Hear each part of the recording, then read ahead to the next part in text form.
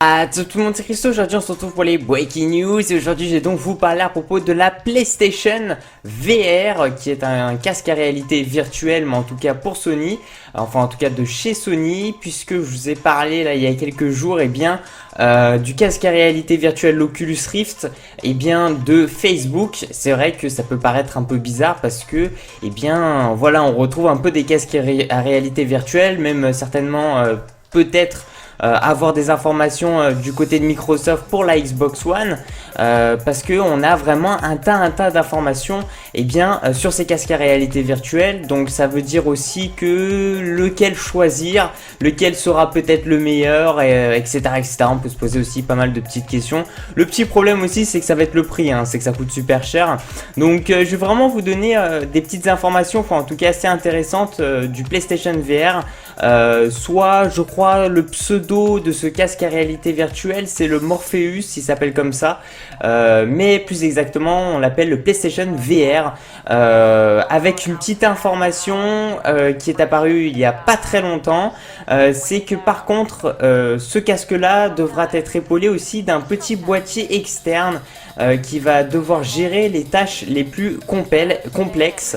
C'est-à-dire que lorsque vous allez acheter ce casque à réalité virtuelle, sachant que je vous mettrai dans la description le lien d'une vidéo où on peut voir un peu l'aperçu de ce casque là, voilà, aussi il y a eu des sortes de démonstrations, donc c'est pas quelque chose, ce n'est pas qu'un simple prototype, qu'un simple projet.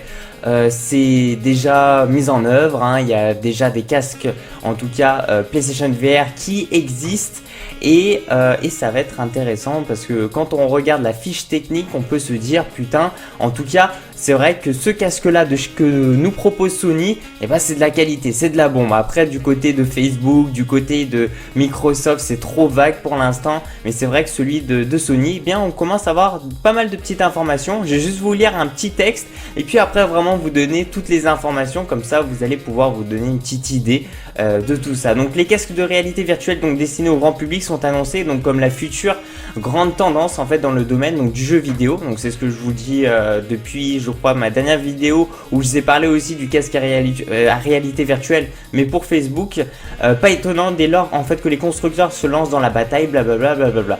Donc Sony semble avoir donc un coup d'avance en fait dans le domaine avec le PlayStation VR qui annonce des performances plutôt étonnantes, donc à tel point que la PlayStation 4 devra être épaulée en fait par un boîtier externe chargé de lui apporter la puissance nécessaire pour gérer le casque de réalité virtuelle, un boîtier externe pour aider la PlayStation 4. Donc ça à la fois c'est plutôt un bon signe, même si ça va peut-être embêter on va dire certaines personnes, parce qu'il faudra rajouter un boîtier à côté de la PlayStation 4, donc ça sera peut-être pas forcément très joli, mais c'est juste que la PlayStation 4 sera pas assez puissante pour en fait, si vous voulez, en termes de ressources, pour gérer ce casque à réalité virtuelle. Donc à la fois c'est vrai que c'est pas super parce qu'on peut se dire bon ça va rajouter encore du matériel, mais à la fois aussi c'est plutôt bon signe, même si on peut se dire aussi que non, parce que bon PlayStation 4 ils auraient dû aussi lors du développement faire des choses, enfin faire en sorte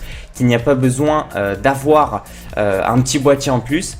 Mais bon, ici c'est pas le cas, et que on peut se dire que ça va être en tout cas du vrai matos, quelque chose d'assez lourd. Mais bon, vu le prix aussi, je vais vous le dire après, c'est une estimation, donc il n'y a rien d'officiel à part ce que je suis en train de vous dire là maintenant, du petit boîtier, ça c'est officiel, qui sera présent donc avec ce casque à réalité virtuelle.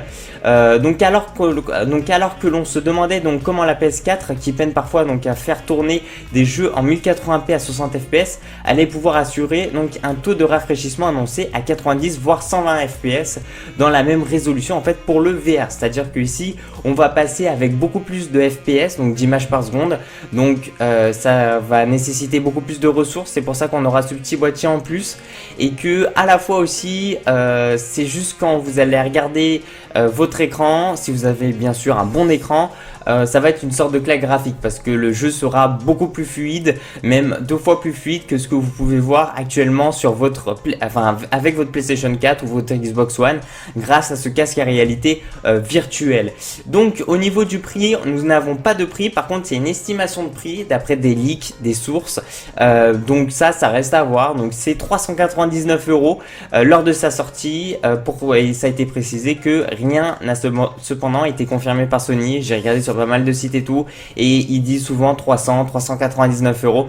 Pour un accessoire, c'est très cher, hein, même si c'est un casque à réalité virtuelle, c'est très cher. Mais bon, après c'est sûr que ça sera pas pour tout le monde, parce que quand on se dit qu'il faut s'acheter la PlayStation 4 avec peut-être une autre manette pour avoir au moins 2 manettes, puis s'acheter 2-3 jeux, donc ça te revient à 400 voire 600, on va dire à 600 €, plus si tu veux t'acheter le casque à réalité virtuelle à 399 €, donc on va dire à 400 € ou à 300 € hein, s'il est à 300. Ça va te revenir, on va dire, environ 1000 € le tout, le casque à réalité virtuelle, la console et quelques jeux avec une autre manette. Donc comme ça, on peut jouer à plusieurs chez soi. C'est pas donné, ainsi qu'une date de sortie. Ce PlayStation VR devrait voir le jour en 2016, donc l'année prochaine.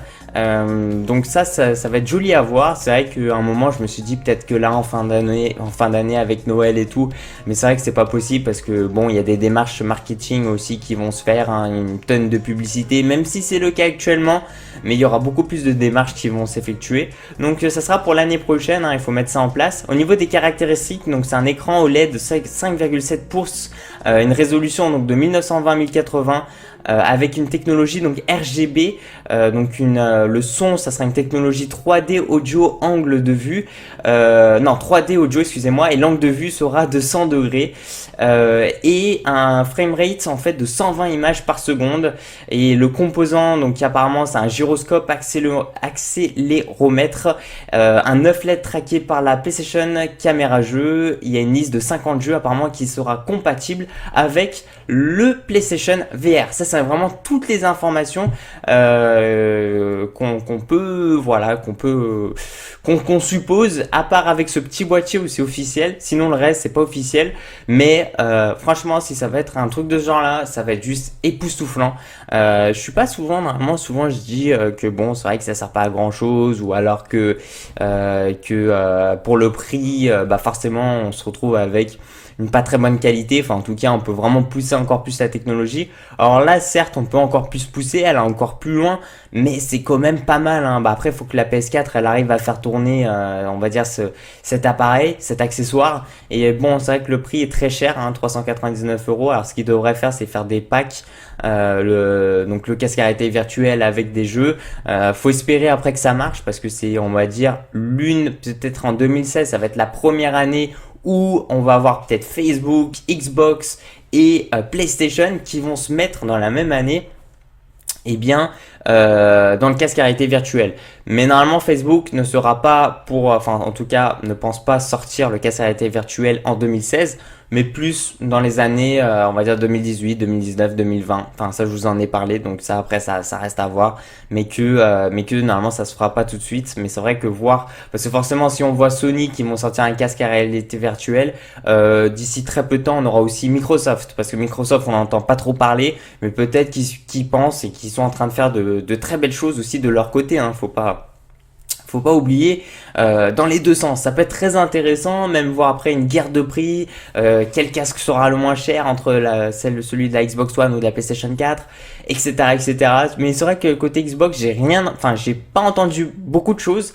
J'ai pu voir aussi des petites informations, mais il y a pas d'image, j'ai pas pu voir de choses supplémentaires à propos de ce casque là de chez Microsoft. Mais en tout cas celui de chez Sony pour l'instant, avec les stats, la fiche technique, avec tout ce qu'on peut faire, franchement regardez bien la vidéo dans la description, parce que c'est très intéressant, et que même si c'est très cher, mais que ça peut être, je pense, un grand plaisir de jouer avec, et surtout en espérant de pouvoir jouer par exemple comme à GTA 5, Assassin's Creed avec le casque à réalité virtuelle. Moi je vous dis que les gens ils vont limite plus sortir de chez eux, ils vont rester enfin, ouais, ils vont rester carrément bloqués, collés chez eux, sur leur chaise, en train de geeker comme un gros porc. Parce que là, franchement, après, moi, je peux comprendre. Hein, à ce niveau-là, ça peut être, waouh, ça va être quelque chose. Voilà, ça va être époustouflant même. Franchement, ouh.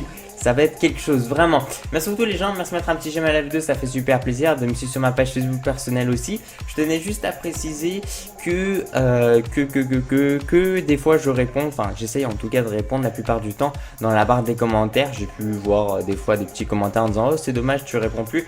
Bah si je réponds, mais lorsque mon PC est allumé et que je suis sur mon PC. Sinon quand je suis pas sur mon PC je peux pas répondre parce qu'en fait mon smartphone en question de sécurité eh bien n'est pas connecté à mon compte, à mes comptes YouTube, voilà, pour éviter on va dire de générer tout type tout risque de piratage et que j'essaie vraiment de rester sur le PC qui lui a ses propres sécurités etc.